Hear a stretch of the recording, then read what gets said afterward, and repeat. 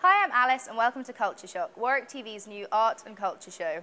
Firstly, we'll be meeting Reece Rosser from the Junior Apprentice and then downing some tequila shots with Good Food Society. We'll then be heading down to Warwick Arts Centre for a review of the classic film Metropolis, and then we'll be having a nice chat with the editors of Ink magazine. We'll be ending our show with the open mic night for This Is Africa Society.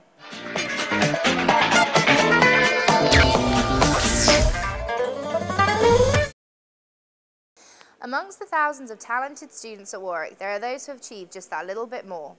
In Talent Uncovered, Caroline has found one such student, former Junior Apprentice candidate Reece Rosser.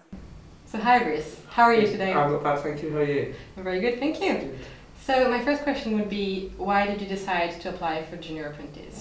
A lot of my friends were thinking of applying, so when we saw it advertised on your feed, a couple of us said we'd go for it, and we just sort of went from there. We didn't take it very seriously until the last sort of couple of rounds of interviews when we realised it might actually happen. Okay. And do you now regret having done it? I don't regret it at all, because it was obviously a once in a lifetime opportunity, but I probably wouldn't do it again, because it's what you don't see that changes the experience. Like, you can watch it from home and think, oh, I could do it better than that, but you don't see the realistic pressure that you're under. You've been working up at 5 in the morning with cameras in your face and you're doing 14-hour days. It's now maybe want to avoid the media in some ways because it's just contrived, and the way that you're presented can change so much. Very tall people on here, but they won't beat me. They won't intimidate me. If anything, I'll intimidate them. So how were Lord Sugar, Nick and Karen? How were they behind the cameras? Well, to be fair, you don't see that much of them outside the camera, but I mean, Lord Sugar is a lot shorter in the flesh. That was the one thing that hit me. I'd say Nick was the person I got along with most out of the three. He's just a genuinely nice person who's got your best interests at heart. And now, how do you find university life so far? I really enjoyed Warwick. Great atmosphere, great student union. That's great evening. Okay, thank you very much. All right. If you know any students on campus with any hidden talents or any secret celebs that you'd like to expose, do not hesitate to get in touch with us on our Facebook group, which is WTV Arts and Culture. Warwick has a society to cover your every interest, whether it be TV and filmmaking or dressing up in full armour and running around the fields. One of our particular favourite societies is the Good Food Society, and today Pascal will be interviewing them on a Mexican theme night.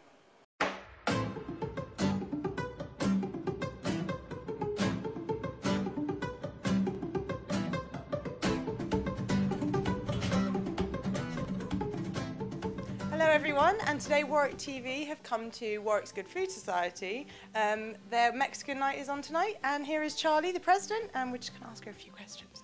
So, hi Charlie. Hi. I just wanted to ask, what is the best thing about Warwick Good Food Society? Okay, the best thing about Warwick Good Food Society is that it's actually quite a small, friendly society. It's got a great bunch of people running it and also who come to every social. So it's got a really nice atmosphere, and people don't necessarily know each other, didn't know each other before the society. So we all get together, we do a real variety of things. So I think the people and the variety of things we have to offer are the best things about our society. And so what kind of things do you have planned for this year that are coming to Warwick? Well, we wanted to do as much variety as possible, so for the first social we did a restaurant trip just to get to know each other in Cosmos in Coventry, which was fun because it's like an all-you-can-eat place. But because of the travelling distance and the expense of eating at restaurants, we don't want to just limit our society to doing that. And also we want to give people the opportunity to cook for themselves. So like tonight we organised a Mexican Day of the Dead sort of festival type thing where everyone can bring along a dish, socialise, it's really informal, it doesn't really cost anything. I think we're going to do a Valentine's based one with sort of truffle making, and people can make gifts for people. I think we might also do a sushi workshop, maybe a bake-off hopefully, which is just going to be like a baking competition maybe near Christmas. We've got quite a lot planned.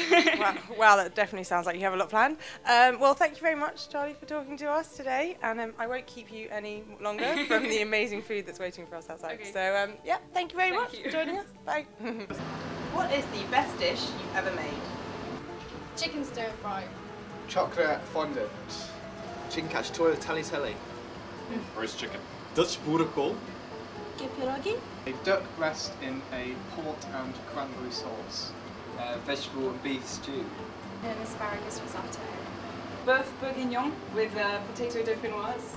Whilst Pascal has been munching on fajitas and knocking back the tequila, Maddie headed down to the Art Centre to see what people made of the 1920s classic Metropolis. I'm in the Warwick Arts Centre, standing outside the extended version of the 1927 classic Metropolis.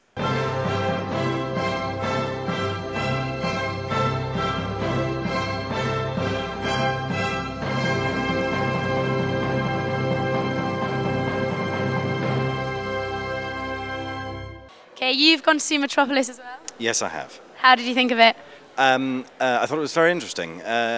It's a very slow kind of storytelling, and because the visual effects aren't what they were to the original audience, it feels a lot slower than it did to them. Yeah. If you could sum it up in 3 words, what would you say? Wagnerian, massive, and fascinating. Did you cry? No, I didn't, because the storytelling is so slow compared to modern films that it doesn't quite build up enough momentum really to engage absolutely, I think. Hi. Hi there. You just went to go and see Metropolis. Yeah, I did. Yeah, it was amazing. What did you think about it? Good? Yeah, it was amazing. Yeah, really long and a lot of classical music, but awesome. Yeah. Do you think that this film could influence modern films in any way? Do you think that see any comparison? Yeah, I'm sure a film student will probably tell you it does, but there must be comparisons with Blade Runner and Batman Returns and all that kind of stuff. You know, all those big dark metropolis type cities. Okay. So yeah. Seeing as this is the most expensive silent film of all times, do you see any comparison in expensive blockbusters like modern films? No, most of the expensive modern films are rubbish. Would you be willing at all to act us a piece of the film? Definitely not. Oh, please. No. Oh, okay. Has anyone got a line from the film? It's silent. It's film. Yeah, it's silent, wasn't it? That's the stupidest thing I've ever said. No, sorry, I can't act. All right, it's all right. Well, thank you very much. Cheers. Take care. So that's the verdict on Metropolis. Better than blockbusters and worthy of tears. Good night from the Warwick Arts Centre. For those of you interested in creative writing, Arania has tracked down the editors of Ink magazine, the new magazine for Writing Society. Hi, I'm Arania and I'm here with the editors of Ink, which is a new publication from the New Writing Society. This is Josh here and Reece. Starts us off, what is Ink? Ink's a 24-page staple-bound newspaper booklet that it's filled half and half with poetry and prose. And it's basically a sample of Warwick's new writing, both from creative writing students and people studying other degrees that just want to submit. And we have an interview each issue. Our first interview was with Luke Kennard, who's a really fast emerging poet in Birmingham. He's the youngest guy to ever win the Forward Prize for Poetry, or be nominated for it. And then our second interview is with Wendy Cope, who's a very famous British poet who's been writing for 50-odd years. So we have a review in there as well. And really it's just it's a light read arts magazine of new writing, designed to kind of keep people informed. It's a mere 50p for the pleasure. And yeah, we're hoping to do two issues a term or thereabouts. Sounds great. What prompted you to start this publication? Well, I think that a lot of people had wanted to do a arts magazine of some kind like before. And particularly with the New Writing Society, we wanted to do one, but it had never been properly costed as what actually it needed to be done. I mean, Tap Factory have done it before, but they're a slightly different thing. And we kind of talked in the pub about it, actually. That was pretty much where it came from. And then we costed it, and I was a bit nervous about doing it, but Josh pushed it ahead, and we went for it, and it worked. We had first issue last term, and it was really good. And the next one goes out tomorrow, so it should be fun. And do you write yourselves? Is any of your own work included? We don't really publish our own work. We have a serial at the end of the magazine that is it's helped out with by Reece, either in a kind of feedback way or something like that. And we both offer feedback for people that have submitted. We do both write, obviously that's why we are so keen to do something like this. And so, I mean, I'm a third-year creative writing student. I'm writing a lot of poetry and trying to get my foot in the door for the first collection. And Reece is writing prose. Yeah. I don't know how much you want to talk about that, but... I think, like, just quickly about the cereal, because I think it's an interesting thing, is that the thing with that is when we were first starting out, we thought it'd be an idea to put a cereal in because pulp magazines back in the 30s used to do it, and it was one of the things that kick-started the whole literary magazine idea. But it's very difficult to get somebody to commit to writing, like, say, 3 or more pieces that follow on from each other, like, through the issues. So basically, the current serial, the second part goes out this time. It'll be wrapped up either in the next issue or the issue after that, and then we'll want someone new to take it over and commit to it. But just last year when we were testing out, we couldn't really find someone. But we want it to be like different people and stuff because, you know, we got our hands full with editing it and things. So yeah, it's good. And in terms of people listening to this, how can they get involved? Not just with the submission of materials, but actually with the publication side of things. Well, with the publication side of things, you know, obviously me and Reece are both leaving next year, and at the moment we're editing it, sending it off to the printers, producing it, budgeting it, and publicising it. So if anyone is out there who would like to get involved in it, especially as a publicity producer, that would be fantastic. I mean, obviously, me and Reece would love to retain the editorship, so no coups, please. No, there are many, many ways of getting involved. So really just email the society. The email address is uwnew.writing@googlemail.com.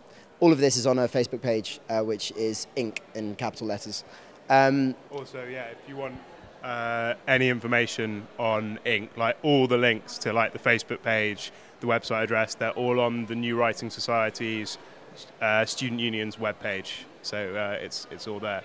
Yeah. Just going quickly back to like the whole idea of the relationship between Inc. and the New Writing Society.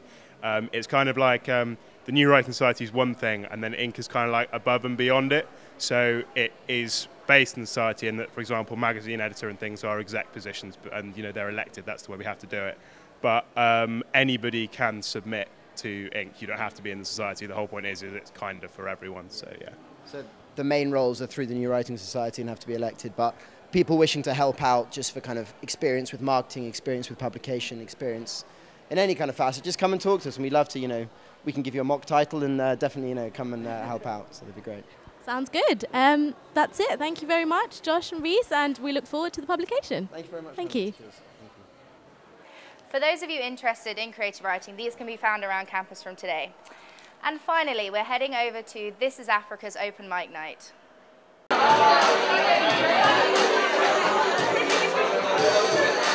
really great community, and last year we had a trip to Morocco actually, and this year it hasn't actually been organised, but we're maybe looking at Nigeria or something towards the north again. There's been a lot going on this year so far. This is, I think, our 5th event. We've had a paintballing event. We went to Terrace Bar to sort of get the first year is like integrated, and a meet and greet social, and so this is by far our biggest event, so really looking forward to it. Yeah. Yo, what I can't seem to grasp is all this hatred, people's houses getting burned down and women getting raped and bombs being dropped, human rights no longer sacred. That's when I think that it's time to make a makeshift. Yo, some of these victims must have been driven to insanity by unspeakable acts and crimes against humanity. I've been thinking a lot, and so I kind of want to rant. Number 1 on my hit list is The Very Hungry Caterpillar. Did anyone ever read this book growing up? Yeah? Good book. Wrong! Yeah? This is the reason for obesity in the UK. Trust me. I'm being serious. I don't know why you're laughing. I'm telling you, I read this thing like a Bible. On the first day, he ate 3 pears. Yeah, you remember that? Yeah? On the second day, he ate chocolate. Except for me, on the 7th day, the only reason I rested is because I ate everything.